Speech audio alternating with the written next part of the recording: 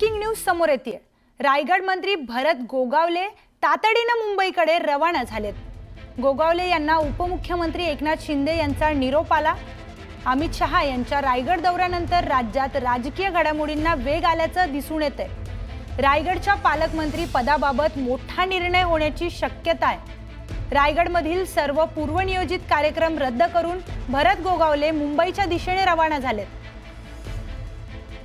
तर रायगडच्या पालकमंत्री पदाचा जो तिढा आहे त्यावरून आता ही पुढची राजकीय गणितं काय असतील हे बघण्यासारखं असेल।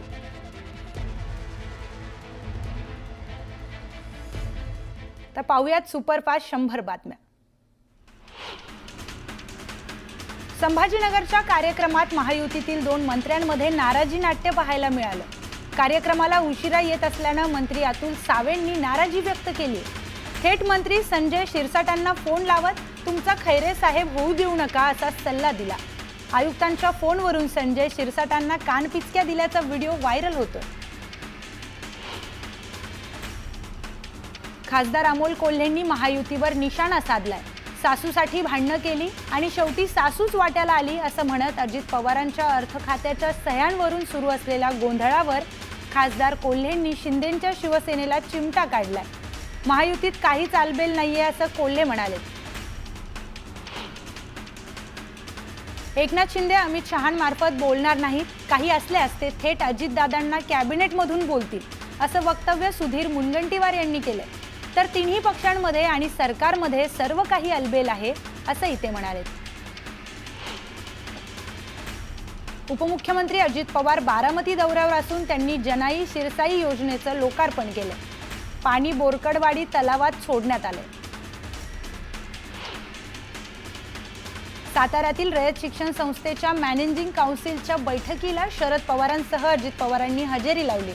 महत्त्वाची गोष्ट म्हणजे शरद पवारांच्या बाजूच्या खुर्चीवर अजित पवार बसले होते। यावेळी काका आणि पुतण्यामध्ये चर्चा झाल्याचंही पाहायला मिळालं।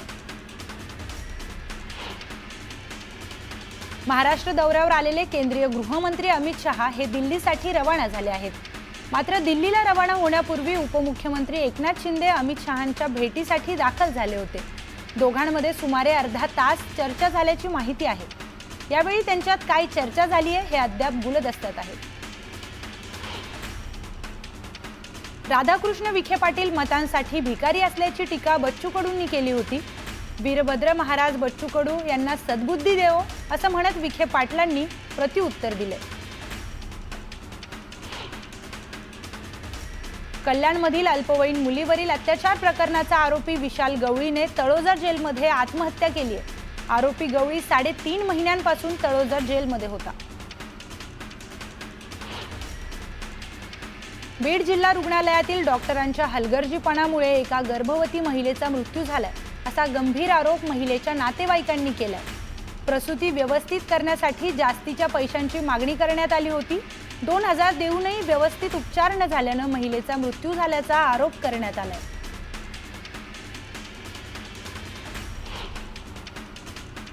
अष्टविनायक गणपतींपैकी मोरगावचा मोरेश्वर, थेऊरचा चिंतामणी तसेच परिसरातील 5 मंदिरात दर्शनासाठी ड्रेस कोडची नियमावली जाहीर करण्यात आली आहे। मंदिराचे पावित्र्य राखण्यासाठी तोकडे कपडे परिधान करून दर्शनासाठी न येण्याची विनंती करण्यात आली। ऐन लग्न सराईत सोन्याच्या दरात मोठी उसळी पाहायला मिळते। त्यामुळे वधूवर पित्याचे टेन्शन वाढले। देशातील वायदा बाजारात देखील सोन्याच्या किमतीमध्ये तेजी पाहायला मिळते। सोन्याचे दर प्रति तोळा 6800 रुपयांनी वाढले आहेत। सोन्याचे दर आता प्रति तोळा 96450 रुपयांवर पोहोचलेत। उन्हाच्या झळा वाढल्याने पाण्याच्या टँकरची मागणीही वाढत असतानाच आता महापालिकेने टँकरच्या दरामध्ये गतवर्षीपेक्षा 5% वाढ जाहीर केली। त्यामुळे नागरिकांच्या उन्हासह पाण्याच्या टँकरच्या दरवाढीच्या झळाही सोसाव्या लागतात। उन्हाचा पारा वाढत असताना मुंबईला पाणी पुरवठा करणाऱ्या 7 धरणातील पाणीसाठाही झपाट्याने कमी होतोय।